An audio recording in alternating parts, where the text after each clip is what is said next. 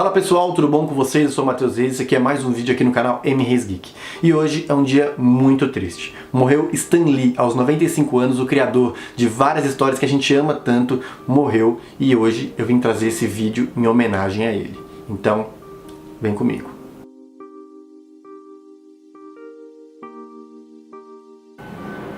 Quando jovem, Stan Lee tinha um sonho, e não era ser escritor, não pensava em trabalhar com quadrinhos, nada disso.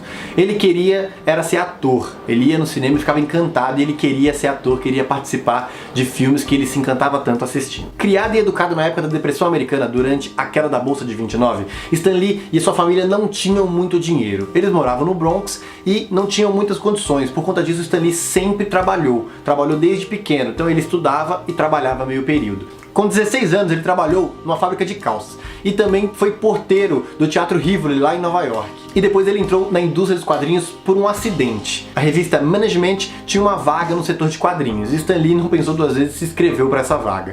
Chegando lá ele conheceu Joe Simon e Jack Kirby, dois escritores que hoje a gente já sabe que são dois incríveis e pessoas importantíssimas nesse mundo geek, nesse mundo de quadrinhos. E ele chegou a conhecer eles e eles estavam trabalhando no Capitão América na época. Na Timely Comics, como era chamado o setor de quadrinhos da revista, Stan Lee teve seu primeiro contato com os quadrinhos. E já começou fazendo grandes coisas, como servindo lanche para os escritores, enchendo o potinho de tinta, fazia coisas como se fosse um estagiário hoje em dia, né? Começou por baixo, como qualquer outro. Porém, ele sabia que as oportunidades podiam chegar pra ele, e um dia chegaram. Cada gibi tinha 2 páginas de prosa, e na verdade Joe Simon achava que ninguém lia isso, que não era muito importante, e ele não gostava muito de fazer. Então, ele passou pra Stan Lee fazer essas partes. E isso, Stan Lee ficou incrivelmente feliz, tendo a primeira oportunidade que ele queria tanto de começar a escrever. E no gibi que era do Capitão América, ele já começava a mostrar sua genialidade, não só importando com o herói Capitão América, mas sim também com a pessoa Capitão América, uma marca registrada nos gibis do Stan Lee. Ele não mostrava só a parte heróica, mas sim os problemas que os personagens também sofriam como pessoas comuns, trazendo ele para uma região, para um setor mais humano da coisa, trazendo ele para a realidade. E ele já mostrava esses traços bem no começo, nos seus primeiros trabalhos. Seu primeiro trabalho foi o Capitão América, A Vingança do Traidor, que ficou muito famoso, obviamente, por ser o primeiro trabalho do Stan Lee com um super-herói assim, famoso hoje em dia. Stanley Mart Lieber. Esse é o verdadeiro nome de Stan Lee. Na verdade, ele não quis usar esse nome na hora de colocar os créditos nesses quadrinhos. Por quê? Porque ele queria guardar esse nome para um futuro romance que ele ia escrever. Um romance americano, era um sonho que ele tinha de escrever esse grande romance. Então, para não usar esse nome e deixar esse nome reservado, ele resolveu cortar o seu primeiro nome.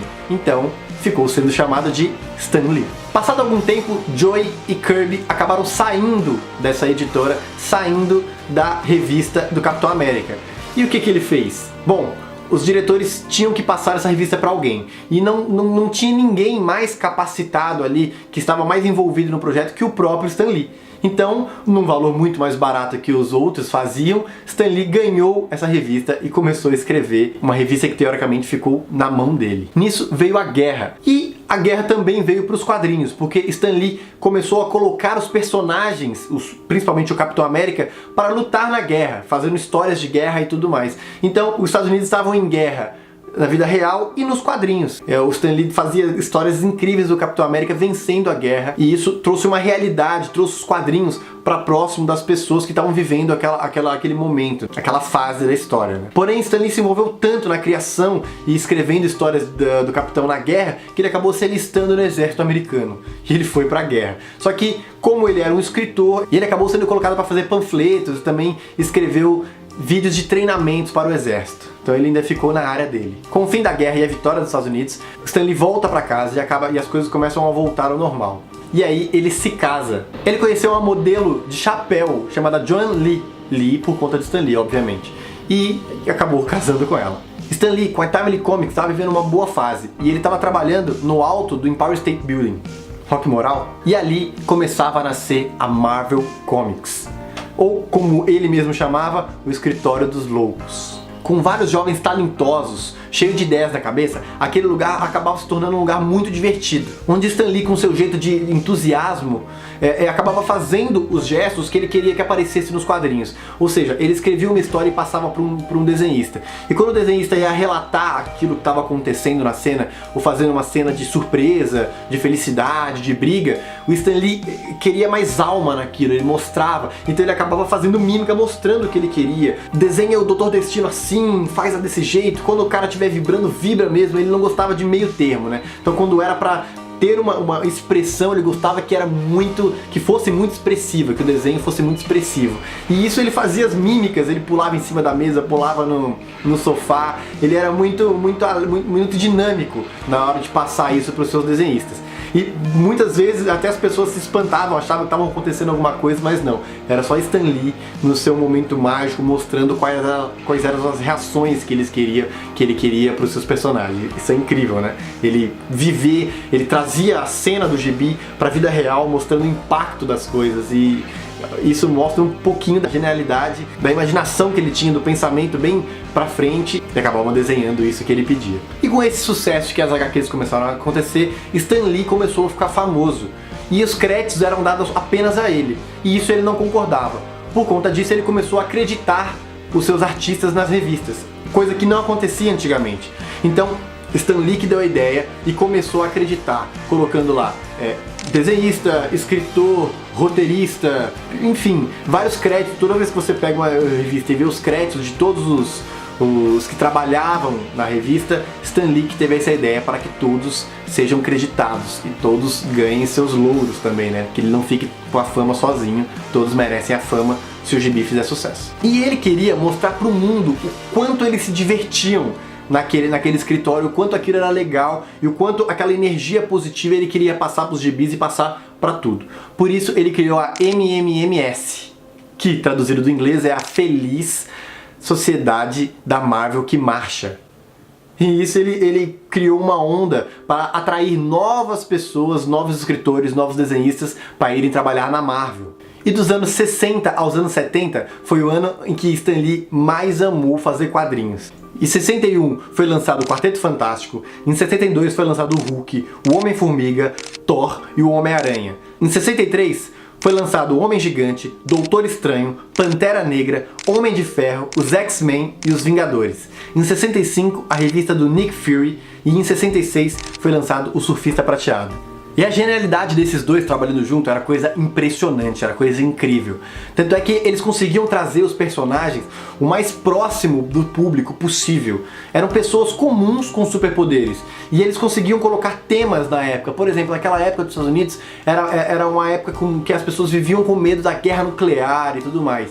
E com isso ele criou o Hulk, que era um cientista que trabalhava com isso e foi atingido por raios gama e acabou virando o Hulk. Então ele trazia para a realidade que as pessoas estavam passando naquele momento. O Homem-Aranha, por exemplo, que era uma pessoa que todos os jovens se identificavam, isso trazia uma proximidade com os fãs de uma forma que ninguém nunca viu até hoje. Por isso que o MCU funciona tão bem hoje em dia. São histórias que a gente se reconhece nela, que a gente se vê nela, a gente se imagina como uma pessoa comum tivesse ganhado superpoderes, como ela agiria no mundo normal que a gente vive.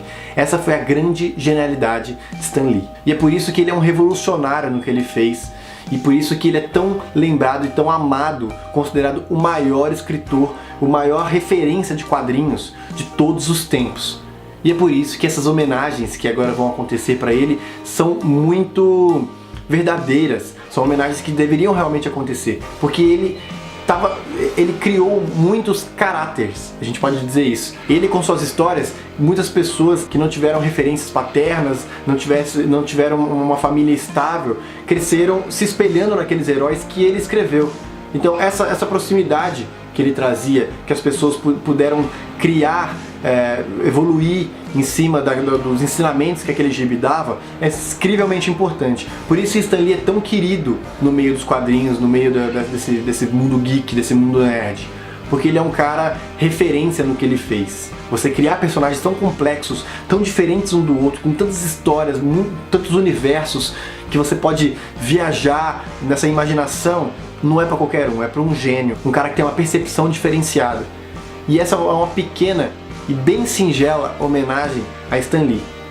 Eu queria deixar aqui meus sinceros pêsames ao mundo dos quadrinhos, ao nosso mundo, o mundo geek, o mundo nerd, o mundo que ama essas obras que Stan Lee criou. O Stan Lee é único e ele vai fazer muita falta, não tenha dúvida.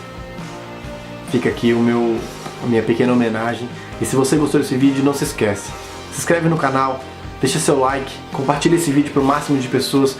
Para quem não conhecia a história, a trajetória do Stan Lee, é um pequeno resumo aí que pode ajudar, pelo menos você, a saber como que esse cara saiu de apenas uma criança do Bronx para um cara que criou histórias tão incríveis que a gente é apaixonado hoje em dia.